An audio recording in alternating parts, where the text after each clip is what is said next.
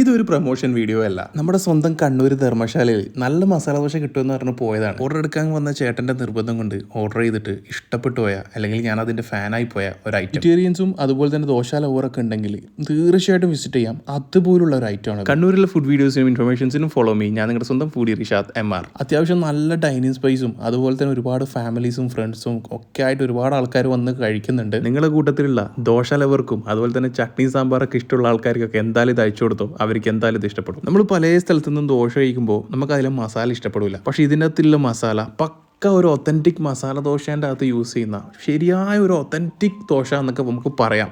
അതുപോലത്തെ ഒരു ഐറ്റമാണിത്.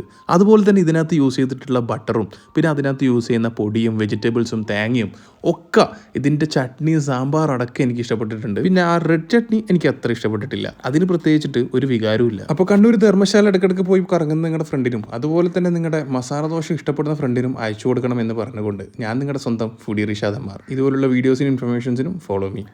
അപ്പോൾ ലൊക്കേഷൻ വരുന്നത് കണ്ണൂർ ധർമ്മശാല കേരവാട് തന്നെ നമ്മുടെ ലെഫ്റ്റ് സൈഡിൽ കാണുന്ന ഉടുപ്പി റെസ്റ്റോറൻറ്റ്സ് ആൻഡ് ബേക്കറി. അപ്പോൾ മസ്റ്റായി വിസിറ്റ് ചെയ്യുക, എന്നെ ഫോളോ ചെയ്യുക. Bye bye.